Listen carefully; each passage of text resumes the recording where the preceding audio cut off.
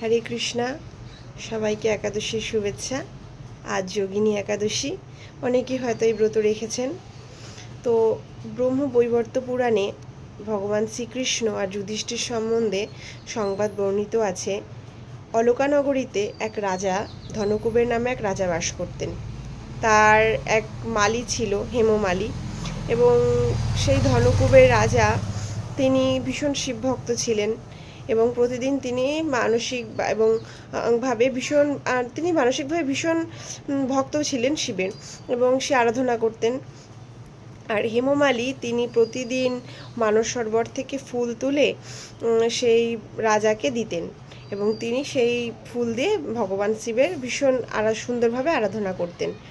তো আর হেমমালীর একটা পত্নী ছিল বিশালাক্ষী। তিনি যেমন রূপে গুণে খুব সুন্দর ছিলেন, খুব সুন্দরী ছিলেন, এবং সেই বিশালাক্ষীকে তিনি হেমমালী মানে মালী, যিনি ওই রাজা কুবেরের মালী ছিলেন, বাগানের দেখাশোনা করতেন, সে তার পত্নীকে খুব ভালোবাসত। তো একদিন কি হয়েছে, তো হেমমালী পুজোর ফুল যেই সময় দিত রাজাকে, ধনকুবেরকে, তো আসতে খুব দেরি করছে। তো রাজা ভাবছে কি ব্যাপার, হেমমালী এখনও আসছে না কেন।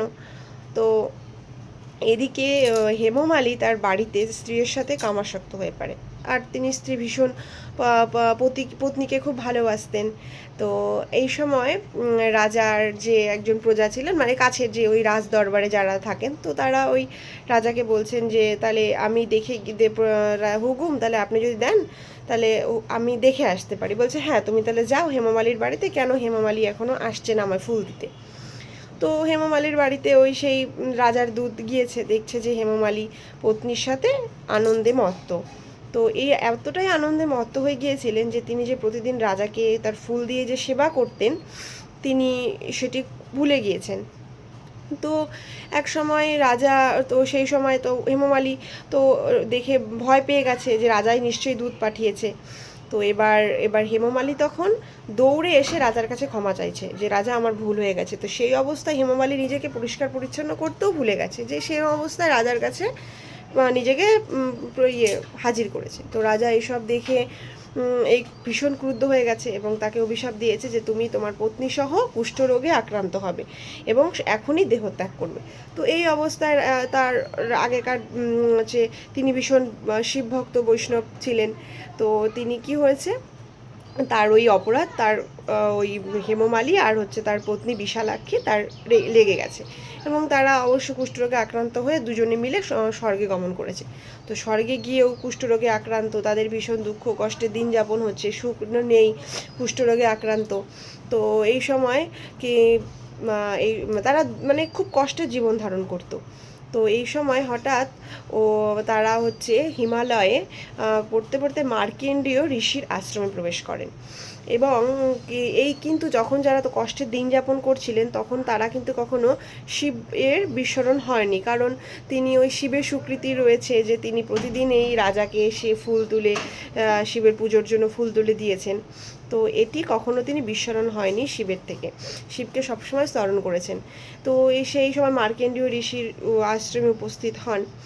উপস্থিত হওয়ার পরে মার্কেন্ডীয় ঋষিকে সমস্ত ঘটনা খুলে বলেন যে ঋষি, আমাদের এরকম এই কারণে আমাদের এই অভিশাপগ্রস্ত আমরা হয়েছি।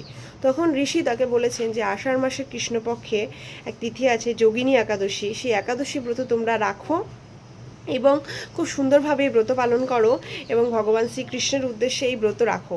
তো এবার তখন তারা এই কথা শুনে যোগিনী একাদশী করলো, এবং যোগিনী একাদশী করার ফলে এবং তার মার্কেন্ডীয় ঋষির আশীর্বাদে তাদের দুজনের কুষ্ঠরোগ জ্ঞাত হলো, মানে কুষ্ঠরোগ সরে গেল, কুষ্ঠরোগ থেকে তারা মুক্ত পেল, এবং তারা আবার সুন্দরভাবে পত্নীর সহ খুব ভালোভাবে দিন যাপন করতে লাগলো, এবং তাদের সুখ সমৃদ্ধি ফিরে আসলো।